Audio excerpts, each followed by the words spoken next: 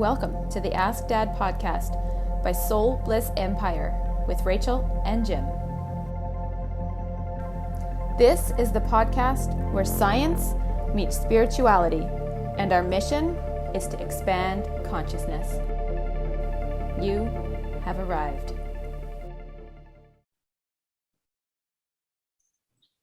All right. Hey, everybody. This is Ask Dad. I'm Rachel, and this is Jim, aka Dad. What do you have for us tonight? Well, we wanted to talk about the 100-year detour. Sounds exciting. Yeah, I don't know if anybody knows what the 100-year detour is, but let's talk about it. So, as an introduction, the 100 years detour started in science in the 1920s. So when they discovered that the quantum mechanics discovery with the Heisenberg principle and Schrodinger's cat, all those kinds of things that people kind of are aware of, those sayings, those were the fathers of quantum physics. In addition to Max Planck, who they named the super small subatomic particle, the Planck, which is like millions of times smaller than an atom. And so these are the fathers of this whole aspect of the new physics, really, that came out in the early 20th century. And with that also came another famous experiment that was called the slit lamp experiment, that demonstrated the observer effect. And for those of you that don't know, the observer effect was the outcome of the experiment changed depending on if a person observed it and tried to measure it than if they didn't. So if they just kind of turned their back and went away, there was one result. And if they observed it, there was another result. And everybody was like, whoa, like what's up with that? And right at that moment, physics changed and crossed over into what we call a non-materialistic aspect of physics. An energetic, and then has to do with all the subtle energies. But the old guard didn't want to let go of that materialism.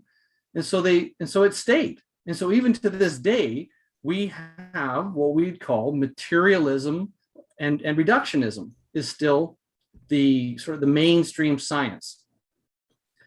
And the main proponent of that was Einstein. And so Einstein, in his theory of relativity, gave a cosmology that had no ether.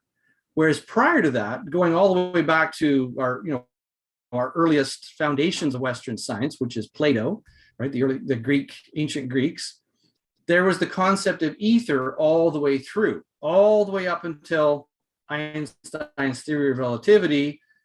People had different ideas of what the ether was and what, how it interacted with things and so on, including Isaac Newton. And so this change, turns out was artificial.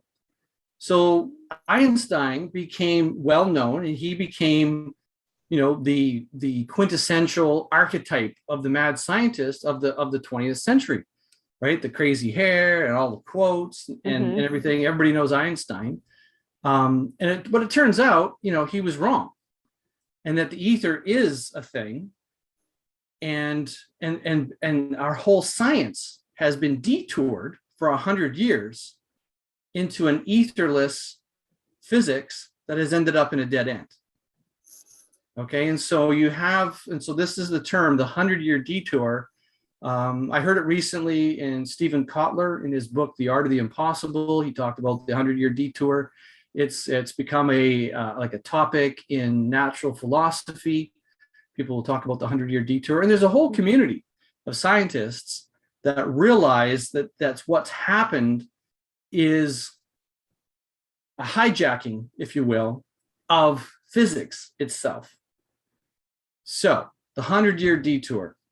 Now, to illustrate the 100-year detour, I'd like to tell the story of Wilhelm Reich.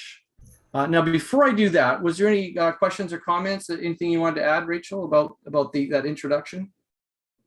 I was just going to ask, how do you think how the detour has affected our world today? But I feel like that's where you're going with this story. So I'll let you. Yeah, well, and of course that's the $64,000 question, isn't it? Like only 64,000, hey? And I mean, it's everything, right? Like it's like, so what's happened is so over 4 generations of scientists and kids learning things in school. Like I talk to people that I would consider intelligent, medical doctors or, doctors of optometry and things like that. And you ask them, what's the ether? And they'll go, I don't know, like just blank, nothing. Not even the historical reference of it is clear in their mind. Right. And so what's happened is that the ether has been actually removed from the entire consciousness of our culture. Crazy. It's like it's been evaporated. And because you had Tesla got erased by the media corporations, right? The JP Morgans, and they couldn't make money. Tesla fell out of favor after he created, the alternating current technology, and basically the grid that we use now is all developed by Tesla. Right. Not the Tesla that Elon Musk, not the car company, but the actual scientist, Nikola Tesla, who was alive at this time and who was a proponent of ether. He got erased, right, from history. That's quite amazing. But the ether is even more amazing that got erased. So Tesla got erased. And the other person that got erased from history is a German scientist named Wilhelm Reich. Now, so let me tell you the story of Wilhelm Reich, just to give you a background of who he was, why he's significant, and what happened to him and how that matters today. So Wilhelm Reich was a student of Sigmund Freud. People recognize the name Sigmund Freud. Sure. Like one of the early fathers of psychotherapy, a psychiatrist. Psychiatrists are, of course, medical doctors who specialize in psychiatry. So they're scientists and all of that. So Wilhelm Reich was a star pupil of Sigmund Freud, and a contemporary, another one of the star pupils was Carl Jung. So people recognize the name Carl Jung a little bit more because even though he was ignored for decades, he has come back into favor, and his ideas of the archetypes and a lot of his ideas have become more well known. Right. And the Jungian philosophy of psychiatry and things, has been integrated into the new psychology of transformational psychology and those kind of things. Right.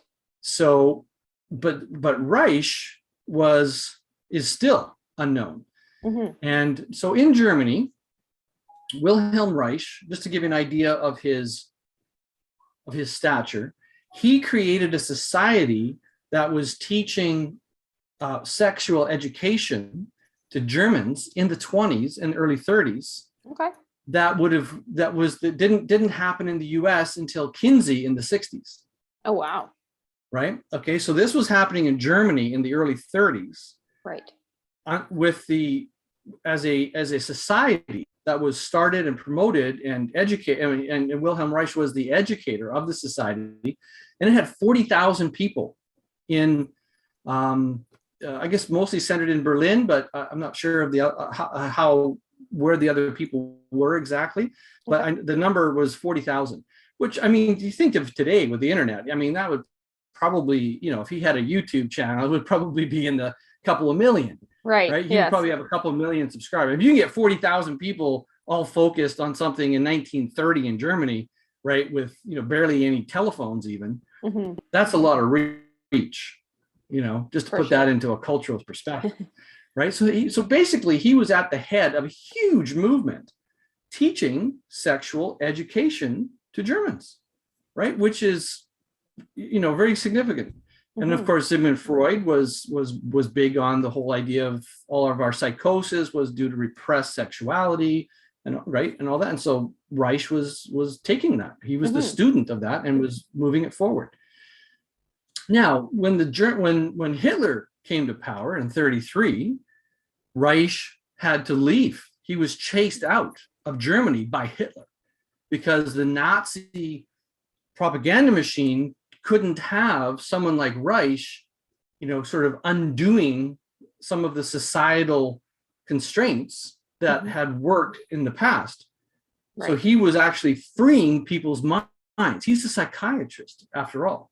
And he was using a sexual education to free people's minds of the matrix and the paradigms that they were locked into, and being successful, so successful that he was persecuted and had to flee to Norway.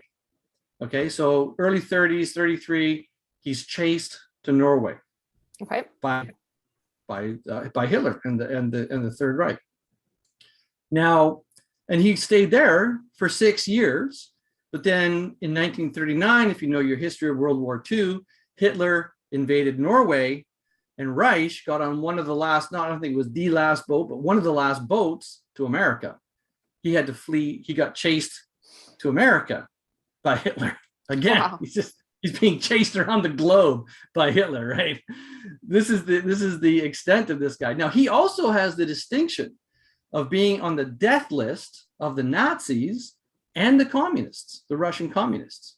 He was on a death list for both. Popular guy. Yeah, and he called significantly. He called the Nazis black fascists, and he called the Russians red fascists. Right, so it's just different flavors of fascism. Right. When you think of communism, fascism, what's the difference? Yeah, no, he says no. They're just different flavors of the same thing. Interesting perspective of a person who lived there, was there, and had to flee because of them. Right. So this is firsthand information from this guy. So then he ends up in the U.S., right, the land of the free and all that. He actually gets a job teaching psychiatry at Columbia University in New York, because he's fairly well known. Like he's not a nobody.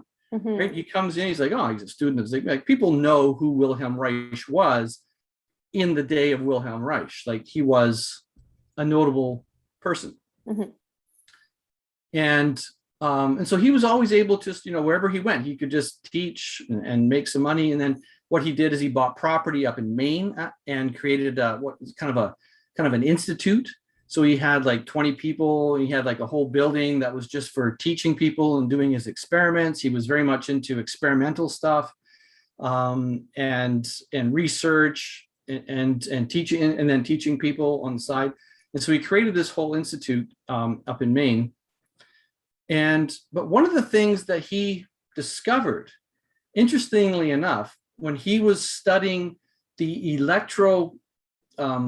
mechanical, the bioelectrical aspect of the human sexual orgasm, and measuring it, like just completely scientific, like he's studying this as a scientist, right? And he's studying that whole mechanism. He actually came across the life energy of the universe. And he called it orgon. So it turns out that orgon is actually the earth entrained ether. Okay. And he actually built a device called the orgon accumulator that was very simple to build. It was just had like steel wool, and then wood, and then steel wool and wood. So, conducting, non-conducting, conducting, non-conducting box.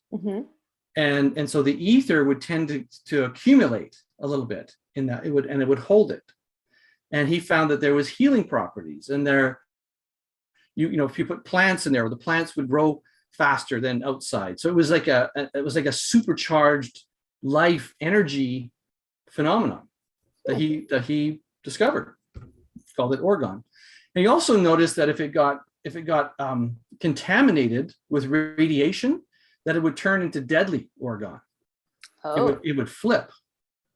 Fascinating. And so that's why nuclear radiation is so dangerous, because it actually takes the life energy around us and inverts it into deadly energy. Wow. Life negating energy. Instead of life creating, life affirming, it's life negating through nuclear radiation. Right.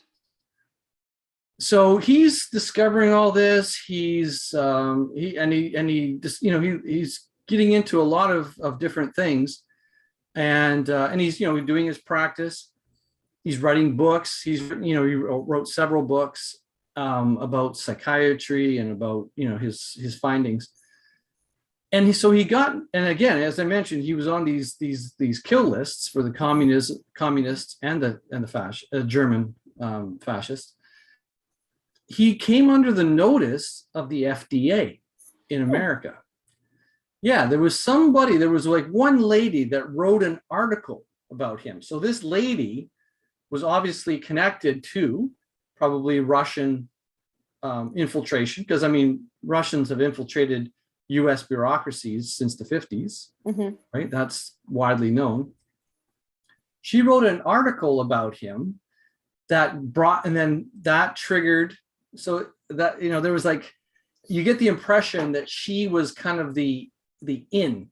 Like, as soon as she wrote the article, all of a sudden the FBA noticed him, the FDA noticed what he was doing, and dragged them into their court, right, into their bureaucracy, and said, oh, you're making claims about your organ accumulator and your organ therapy, and that it's healing things, and this is not FDA approved. You can't be doing this, right? This is verboten. And Wilhelm Reich was just taken aback. The one thing that, he was a brilliant man, but he did not suffer fools gladly. Right? He was like, no, it's like, he knew that he was in a kangaroo court, and he says, what you're ruling on something scientific that I've created, and you're not scientists. Like, right. Why are we even having this discussion? Like, he was just like, why am I even in front of you people talking about this? You're idiots. why am I talking to idiots? Right? That was kind of his, he didn't say that exactly, but that's kind of the impression you get from reading his writings. He's just like completely appalled by these people, interfering with his scientific. He was all about his work and science, and like, that was his dedication. Like, that was his life. That was the life philosophy that he had. Anyway, so he's completely put off by these people and carries on and just tries to ignore them. But what happened but they did rule that his organ therapy was not approved. And he's like, fine, okay, whatever. I'm not selling it. I'm just, I'm teaching. It's part of my scientific studies, and I'm not, making any claims and this and that. So that's fine. He goes back to Maine, and he does his, doing his thing. Well, it turns out that he had, I would say, like a Judas Iscariot in his midst. And this trader took an organ accumulating box, which is basically, it's just something you sit in. So it's not a big thing. And it's, it's like maybe 4 feet by a couple of feet big, and, maybe 1.5 feet deep. Like, it's just like a little box, like a refrigerator, like a small refrigerator with no door, that has a little bench, and you sit in it, and it just accumulates organ. That's all it is. And so this person, who was like one of his students, or posing as one of his students, took one of his accumulators in a vehicle and took it across the state line. Well, wouldn't you know it, just on the other side of the state line was a police officer who stopped the vehicle and said, oh my gosh, you've got an organ accumulator in your box. And that is in contravention to the FDA court, right? And so basically, it wasn't even him, just one of his, let's say associates, or a faux associate, took an empty, what the FDA considered an empty box across state lines, and that was enough to trigger contempt of court. So now he comes back in front, and he must have got just, either he tried to defend himself, or he got a horrible lawyer or something. Anyway, he comes back on this like completely trumped up, obviously bogus, like trap, like entrapment. Like, it's a classic entrapment. And he gets sentenced to 1 year in jail. And so now you have this person that's this internationally renowned scientist that has discovered life energy through his science, through his amazing, process of his psychiatric knowledge and looking at the human sexuality and orgasm. And he finds this life energy, and he starts to work with it, and now he's in jail. They put him behind bars for a year. It's like, wow. What? And he had 2 weeks left in his sentence.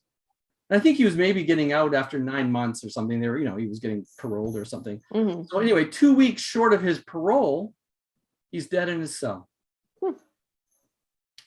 And that's the end of Wilhelm Reich. Well, that's fascinating. So that tale, I think, speaks a lot in terms of the commitment that some aspect of our ruling class would focus. To me, it's the same people that erased Nikola Tesla, right, from our memory. Mm-hmm. The same people that promoted Einstein and erased the ether from our minds, right? The people that facilitated this 100-year detour took out one of the premier scientists of the 20th century, and unparalleled in American history, his books were burned. Just like Nazi Germany, where they burned books. Yeah.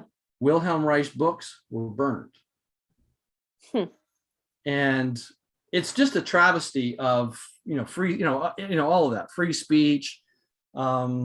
It shows just the corruption. And then of course he died. Now I think I'm getting the year wrong. It was around the mid-50s, 55, 57. I forget the exact date, but he died somewhere in the mid-50s. Okay. And so this is a long time ago, over 60 years ago. Yeah. Right. 65 years or so that this has happened. But he, let's say, he added to the whole idea of the ether, and that, and was correcting, that 100-year was bringing back the detour 65 years ago. Right. And, and of course, when somebody dies in a prison cell, we don't know what happened. Was it a heart attack? Was it natural causes? Was it something else? Who knows? Right. There's no investigation. Right. It's just like, oh, sorry, he's died. And the warden signs off on it, and then end of story. Right. So we don't know. I mean, to me, it's awfully fishy when you look at the whole context. How he got chased around the world by, he was on by Hitler, and he was on the death lists, and and this one bureaucracy just focused in on him and unfairly persecuted him and unfairly put him in jail, and then he dies. Like, I don't know, like that's too many coincidences for me. I think Winston Churchill said, you get one coincidence, okay, one thing that happens, that's a coincidence. Two, I don't know, three, it's an enemy action. Yeah. That's Winston Churchill, Yeah. So anyway, so what do you think about that? Well, it sounds like there's a lot of good people out there trying to do what they believe is right and coming up against obstacles.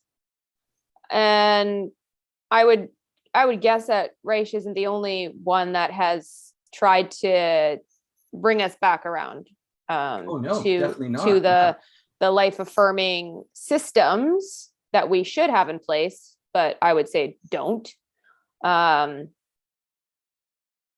So my question to you is, if Reich had been successful, how do you think our science would have changed, just in a very sort of condensed way? Because obviously that's could be a deep question. How would you say our science would be different today if Reich had been successful in his work and hadn't died early? One of the big implications of ether-based physics and ether-based logical thinking is that it's an energy substrate that's all around us. Okay. And one of the big another area of physics is energy from the vacuum. Right. And there's a writer named Paul Laviolette that talks about what he calls subquantum kinetics. Okay. And basically, and the significance of that is that it propels us from a level 0 society to a level 1 society. Okay. And there's a certain scale, and I forget the guy's name, but I think it's a Russian scientist. I forget. I'll get his name wrong if I say it, but it's a scale of civilization, basically, that at level 0, right, you're burning stuff for energy. Okay. Level 1 civilization is accessing the energy that's all around us for free. And so it propels us. And so what that does is it also enlarges the human consciousness. Right. Right. Because now we become it's a foundational aspect of an abundance consciousness. Right. Because if you have energy everywhere for free or for virtually free, think of the impact that has on society. For sure. Yeah. That changes the society. Obviously, if it goes from 0 to 1. Yeah. It's a complete paradigm shift. Yeah. It's like from before fire to after fire. Right. That kind of shift. Yeah. Or before the wheel to after the wheel, or any kind of those like pivotal things, even before internet, after internet, just those kinds of like seminal shifts right forward that changes everything. Yeah. So that's what would have happened, because the orgone that he had discovered and was able to accumulate and able to do other things, he also was able to create an energy system from it. Right. Wow. And so that would have it would have just propelled us to a whole nother level of civilization. Yeah. Wow. And make things like war and because it had healing aspects to it. It had, it was in line with, coming into the consciousness, the self-aware universe, right? It takes us out of the materialistic science and brings us into the, where we actually get that, a lot of authors talk about where science and spirituality start to come together. And so it's all of that in that So you say there's other scientists. There's this one, Ilya Prigogine.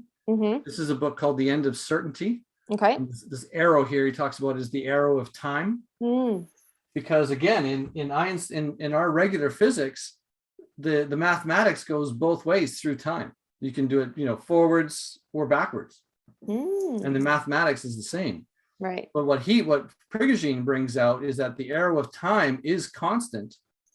And so basically a quick example of that is when you take your coffee, if you have like, say, a glass mug and you have your coffee and you pour cream into it, you can see how the cream just melts, and mixes in with the coffee. And there's no way to reverse that. It's called chaos theory, right? And that pattern of the milk spreading through the coffee is chaos, and is so complex that there's no way to reverse that in time. So that's unless you go back in time. Yeah, so that's what he calls about the arrow of time. Right. Is that there's the probabilistic world is so complex that there's the mathematics, as Prigogine was basically a mathematician. Okay. And a Nobel, now so this is another thing, he was a Nobel Prize winning mathematician. He won the Nobel Prize in 1977, and yet nobody knows his name. Right? Because he's one of those famous scientists that didn't get killed, but he got just ignored. Right. And just sort of passed over. Right. For something else. Yeah. So he won the Nobel Prize, and he actually added to the Newtonian laws of thermodynamics. Oh. He was like one of the first scientists to extend the laws of thermodynamics that were put out by Newton almost 350 years ago. So this is Yeah. this is a complete stalemating of our physics. That's why physics is going nowhere. I notice even in the Big Bang Theory, I like to watch the Big Bang Theory. Mm-hmm. And towards the end, I forget which season it was exactly, but it was, I think they did 12 seasons altogether. Okay. And it was somewhere around 10 or 11, maybe 9, 10, 11, somewhere in there. Towards the end, they were actually making jokes because they're all about physics. They were physicists, right? Yes. Yeah. Yeah. And they were making jokes that, yeah, we've just physics has hit a dead end. And they're just making jokes about it. And it's true. Yeah. Physics has hit a dead end, right? Because they've taken the ether out and they've gone down this detour, and the detour has just ended up at a blind alley. Huh. And so the only way is to go back to the people that wrote, 100 and anybody that hung on to the ether based physics. You just have to go back to their writings and start over. Yeah.